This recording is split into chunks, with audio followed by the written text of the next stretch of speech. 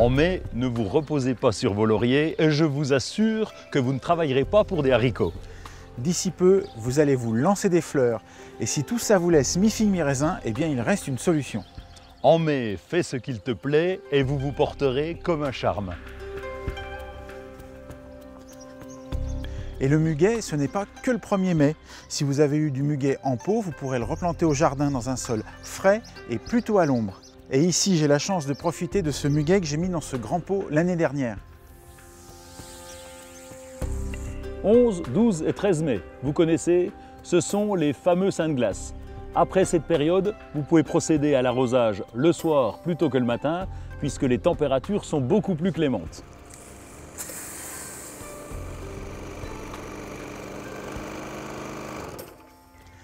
Tondez votre gazon souvent, mais assez haut pour que le gazon puisse se densifier et limiter l'évaporation. Et puis les sols étant bien réchauffés, c'est aussi le moment de semer les prairies fleuries.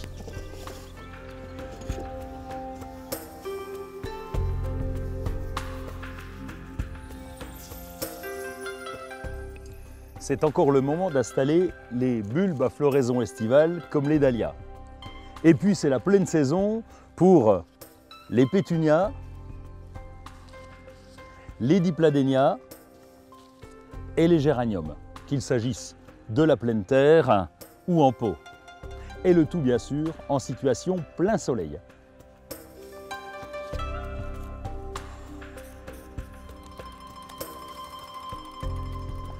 Vous pouvez dès à présent sortir les plantes fragiles ou méditerranéennes que vous avez hivernées, comme les lauriers roses ou les agrumes. Et puis c'est aussi le bon moment de tutorer, palisser ou attacher les plantes grimpantes qui sont en pleine ascension. Et profitez-en pour pailler le pied de vos rosiers et supprimer les gourmands dès qu'ils apparaissent. Et en parlant de gourmands, allons faire un tour au potager.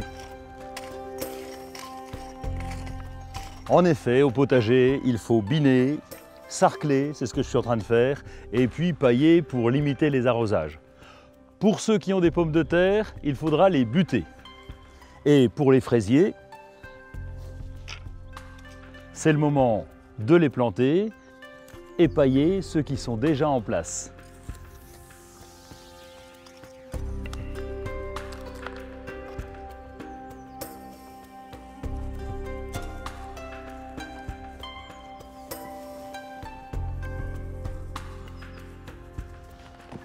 Maintenant que les températures sont bien douces et que les gros risques de gelée sont écartés, vous pouvez semer directement en pleine terre les melons ou installer un joli petit plant.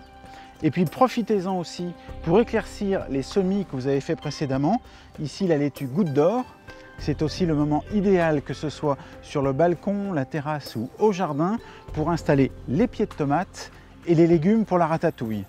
Vous les mettrez en plein soleil, sauf le basilic qui lui a besoin de mi-ombre. Et très utile au jardin, est-ce que vous connaissez la recette du bon compost? C'est tout simplement un savant mélange de matières fraîches, comme les épluchures, les mauvaises herbes que vous avez arrachées. Alors attention, ne les mettez pas si elles sont déjà en fleurs ou en graines. Et puis de la matière sèche, qu'on appelle matière brune, à savoir des feuilles mortes ou des branchages broyés. Vous mélangez tout ça savamment. Si c'est un peu trop sec, vous arrosez de temps en temps. Et n'oubliez pas de le remuer régulièrement. Et pour ceux qui ont un bassin ou une petite mare, il est temps de planter les nénuphars et les lotus. Bon, puis en attendant, je vais aller nourrir mes poules et ramasser les œufs. Notre coup de cœur, l'orchidée terrestre, Pleion tongariro, une véritable curiosité.